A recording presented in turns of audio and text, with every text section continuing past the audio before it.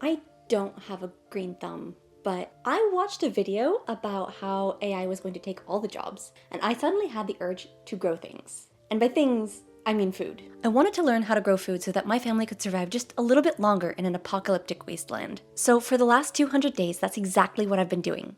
Or trying to do.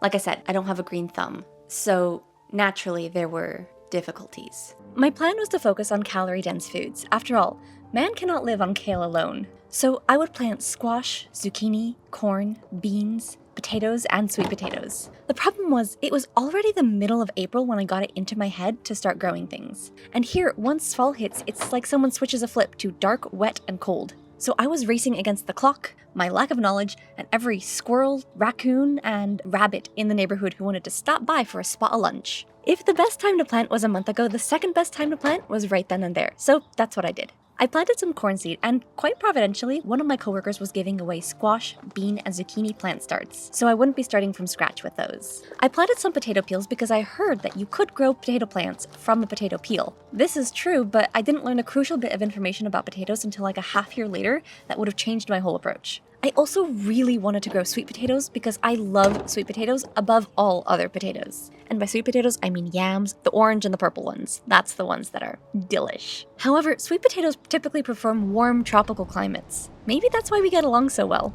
I figured I would give it a try anyway and see what happened. One of the sweet potatoes on our kitchen counter already had little sprouts growing, so I cut off the top and planted it in a pot by the window. It was still too cold outside for this poor plant, so I kept it upstairs where it's warmest and did my best to recreate its ideal climate. With all my plants planted, I just had to wait for them to grow. You know the old farmer's formula. 1 part sunshine, 2 parts water, and 3 parts prayer. The corn did not grow. Neither did the potato peels. It was only yesterday that I learned that store-bought potatoes are often treated to prevent sprouting. So next year I will definitely be buying seed potatoes so that I have a proper chance at growing them. Is that a hummingbird? Oh, it's gonna be a hummingbird. Oh, it's over there. Oh, it's so beautiful. They sound like lightsabers. Oh, beautiful hummingbird, hello. The squash. You guys, I messed up with the squash. I had seen a video where they had been able to wind the vines of the squash around a trellis and grow them vertically. I loved the idea and thought about how much nicer and neater it would be to grow my squash without it getting everywhere. However, in my attempt to train the squash plant, I think I destroyed it and it did not grow anything. Sorry, bubs. My zucchini, I'm not sure what happened with the zucchini. It flowered a few times and it was trying to grow fruit, but the fruit kept rotting before it was mature. Those all went into the compost bin. All in all, it was a very disheartening start to my growing journey. I had hoped for baskets full of fresh produce, but all I was getting was rotting veggies and wilting visions. I started to think that maybe I just wasn't the kind of person who could grow plants. Maybe that sort of thing just skips a generation and I wasn't cut out for it. But somewhere between the dead squash vines and the empty potato pots, I started realizing maybe failure is just part of the process. Maybe the point isn't to get it right the first time, but to notice what went wrong and do it better the next time. The garden wasn't giving me food, but it was giving me lessons. And those might last a lot longer than any zucchini ever could. Next year would be better.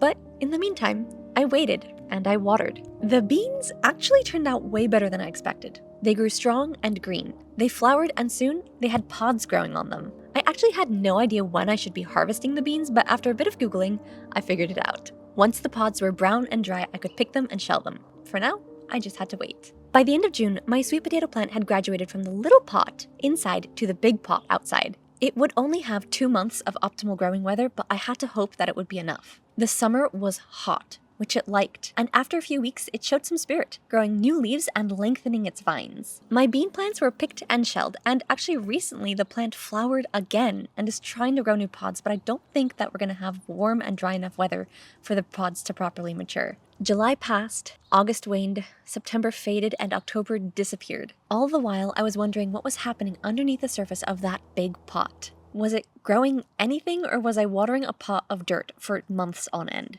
The vines did not grow quite as big or strong as I had hoped, and I was not sure if there would be anything worth showing of the plant when I finally dug it up.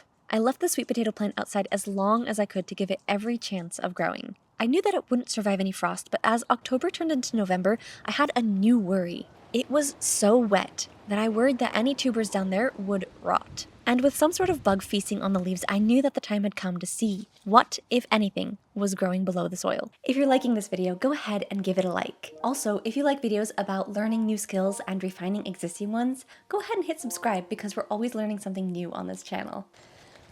Shall we open the mystery box? I think we shall.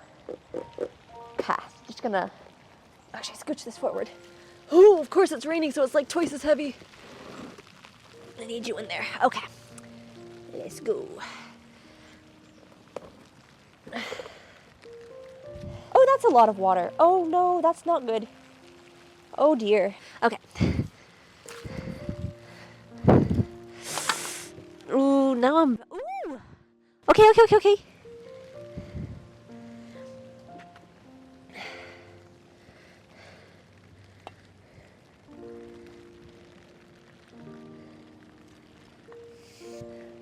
There's roots deeper down. Could they be hiding something more? Ooh. Yes. Another one. I think maybe that's it. Ooh. What a mess.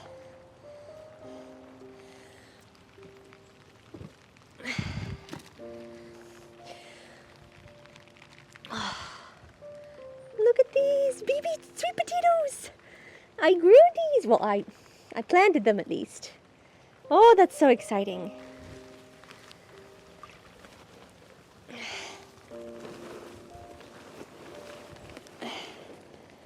Well, I didn't learn until right after I washed the sweet potatoes that you weren't supposed to wash sweet potatoes when you dug them up. But it was raining so hard that I kind of figured it didn't make a difference anyway. I do think I made the right choice in pulling them now because they weren't going to do any more growing. I have now put them in the hottest and humidest room of the house that I can think of, which is my bathroom, so that they can cure and stay well preserved. Next year, I'm starting everything earlier. And because it will still be cold, I'll be starting everything inside. I want to plant squash, get bona fide seed potatoes so I can give that a proper go. I have some broccoli seeds that I'd like to try growing, and I'd like to try again with the corn and the beans. As for the sweet potatoes, I plan to start them inside mid-January because the slips grew so slowly last year. I want to give them the best chance and the most time to grow as big as they possibly can. I also think I'm going to move the sweet potatoes to the front porch. That part of the house just gets baked by the evening sun. I think they will like the extra light and heat. And if I can make a nice structure for the vines to grow on, I think that could be really pretty. All in all, I'm so happy with how my sweet potatoes turned out. I know it's not a lot, but it is enough for me to start growing again next year. And I learned so much along the way. Small victories are victories too, and they deserve to be celebrated. I've learned so much, and I plan to upskill my growing attempts next year. Keep an eye out for my new and improved growing attempt, although it'll probably be about a year. And if all goes well, next year's video might actually feature a harvest feast. So my thumb is still not quite green. But like anything, growing plants is a skill that can be learned. Like pottery or surviving the AI apocalypse. And I'm learning, and that's enough. Jesus loves you, and I do too.